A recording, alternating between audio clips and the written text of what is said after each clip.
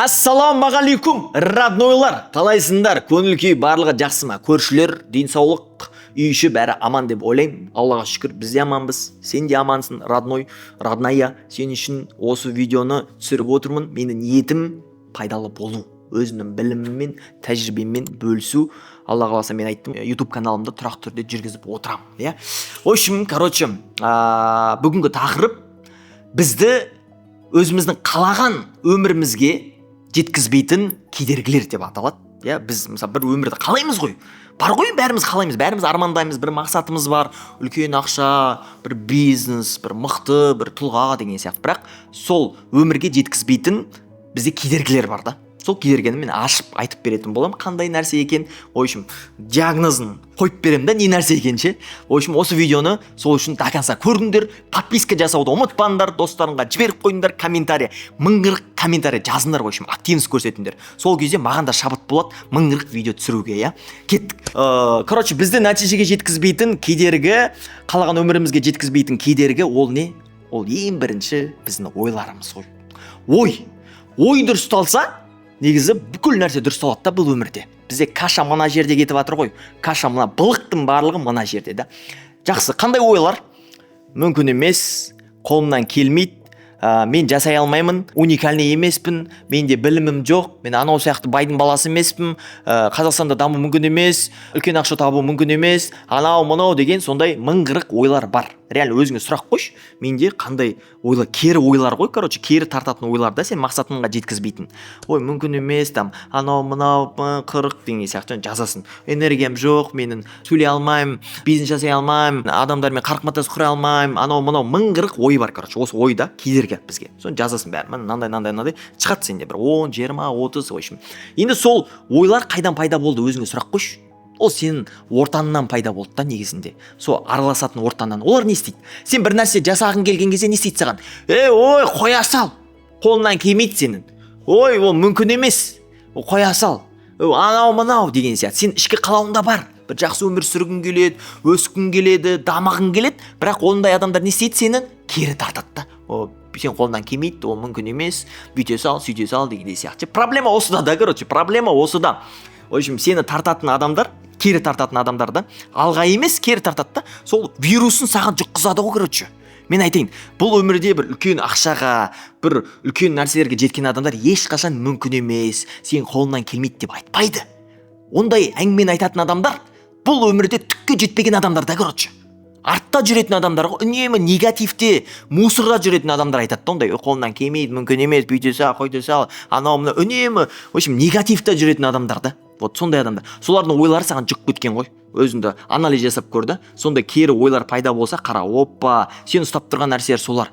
Сен өзіңге сенбей қалғансың уже. Ана адамдар сенің сеніміңді алып тастағанда, потому что саған жұққанға айтқан кезде вирус құсап. Бізді ең бірінші қалаған өмірімізге жеткізбейтін осы ойларымыз. Ең бірінші осы ойымызды дұрыстап алуымыз керек.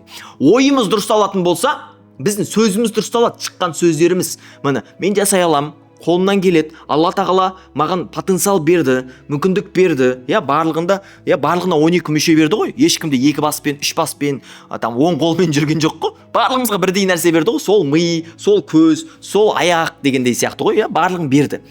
Білімімізді жетілдіретін болсақ, өзімізді күнделікті дамытатын болсақ, өзіміздің қалаған өмірімізге жете аламыз. Әрине барлығы Алланың қалауымен болады. Абай атамыз айтады ғой, өзгермеймін деген адамның тілін кесер едім дейді. Шынайы ниетпен қаласан, мен өзгеремін, Бұндай мен өмір сүргім келмейді. Мен жақсы өмір сүрем, ата-анама көмектесем, көп ақша табам, бизнес жасайым деп сондай ниеттенсен, міндетті түрде сен білім алып өсетін боласың да, Алла қаласа. Түсіндіре алдың ба? Екінші біздің кедергіміз нәтижеге жеткізбейтін, ол тағы айтам, ол не? Адамдардың сөзін тыңдау, Жаңағы кері тартатын адамдардың сөзін. Біз адамдардың сөзінен қорқамыз. Реально, адамдардың сөзін көтере алмаймыз. Кім адамдардың сөзін көтере алмайды, сен ешқашан байи алмайсың. Сенің даму жолында, баю жолында, сен өскен кезде міндетті түрде саған әңгіме айтатын адамдар болады. Міндетті түрде өзінің боғын жағатын адамдар болады да. түсінесің бе? Болады оны. Мысалы менде де дамыған кезде, өскен кезде бір бизнес жасап болады онда. Не істеп жүрсің, бүйтіп жүрсің, оны қоя салсай, лучше дұрыс нәрсемен айналысса, бүйтсе, сөйтсе деген болады ондай адамдар да. Біз солардың ойына кетіп қалмауымыз керек та. Иммунитет болу керек қой. Я деп олармен қырылма. Конфликт жасама, ұрыспа, керіспе. Я дейсің да, в общем, хорошо дей бересің да. Все дейсің да, в общем, жүре бересің, короче, нормально дейсің да. Я сенікі дұрыс дейсің да, жүре бересің да. Айта береді олар. Оларға тек не істейсің? Дәлелдейсің ғой, короче. Өзіңнің нәтижеңмен дәлелдейсің. Сол кезде олар үнсіз болады да. Үнсіз еш нәрсе айта алмай қалады да. Оларға мыңғырық анау мынау деп түсіндірудің қажеті жоқ, короче. Түсіндіре алдым ба? Біздің басты кедергілеріміз осы. Үшінші кедергіміз не? Ол өзімізбен жұмыс жасамау. Біздің қалаған нәтижемізге жеткізетін нәрсе кедергі, ол бірінші өзімізбен жұмыс жасамау, күнделікті аз-аздан болсын дамып отыру ғой. Біз не істейміз? Күні түні Instagram, TikTokта отырамыз. Анамен өтірік әңгіме айтамыз, өсек айтамыз. Қалаймыз, базар жоқ. Ой, андай өмір сүргім келеді, бүйткім келеді, сөйткім келеді. Бірақ сол қалаған өміріміздің құнын бере алмаймыз да. Білім алмаймыз, дамымаймыз, ерте тұрмаймыз, өспейміз, жақсы ортада болмаймыз, білімімізге инвестиция жасай алмаймыз да. Сен өзіңнің біліміңге инвестиция жасай алмасан, дамымасан, біліміңді қоспасан, қалай сен қалаған өміріңге жетесің? Дұрыс па? Сол ғой, жақсы өмір сүргің келе ме? Айтады ғой, құнын төле. Кез келген нәрсе сондай ғой, мысалы, супермаркетке барасың, мықты тамақтар тұр ана жерде, білмеймін, неше түрлі нәрселер. Сен бәрін алып, жегің келіп тұр, қарның ашып тұр. Содан кейін кассаға барып төлеу керексің ғой, айтпайсың ғой, аға, тәте, білмеймін, апа, маған не бересіз ба? Тегін бере саласыз ба деп бермейді осыған. Сол сияқты да қалаған өміріңді сүргің келе ма? Сол өмірдің құнын беру керексің да, құнын төлеу керексің. Ол не құны? Білім аласың, ерте тұрасың, болады кейбір кезде қиындықтар, сәтсіздіктер, стресс, депрессия болады. Ол соның құны ғой, короче. Мен тағы да айтам, 99% адам жақсы өмір сүруді қалайды, бірақ жарты жолдан шығып кетеді сол 99%. 1% адам ғана до конца барады да. 1% адам ғана берілмейді да. Сен 1%-ға жату керексің, родная. 1% сол статистикаға жатсан, Алла қаласа қалаған өміріңге жетесің. Алла тағала тағы да айтам, барлық адамға мүмкіндік берді, потенциал берді. Біз просто до конца бара алмаймыз. Проблема осыда. Біз до конца бара алсақ, қалаған өмірімізге, кез келген нәрсеге жететін боламыз. Түсіндіре алдым ба? Басты кедергілерді айтып бердім. Осы басты кедергілер. Ең басты бізді нәтижеге жеткізбейтін факторлардың бірі осы. Сол үшіншісі маңыздысы. Біз өзімізді дамытпаймыз. Дамымасақ, айтады ғой, тұрған су сасиды. Тұрсақ, бір күннен бір күнге ұқсаса, ол зиянды. Сен алға емес, артқа кетіп баратсың да. Ойлану керек қой. Не болып жатыр? Өмірім сұрақ қоя алу керексің. Қай жаққа баратын, арман мақсаттарым бар ма? Не істеп жүрмін дегендей сияқты. Вот проблема осы да. Біздің қалаған өмірімізге жеткізбей жатқан примерно проблемалар, кедергілер осылар деп ойлаймын.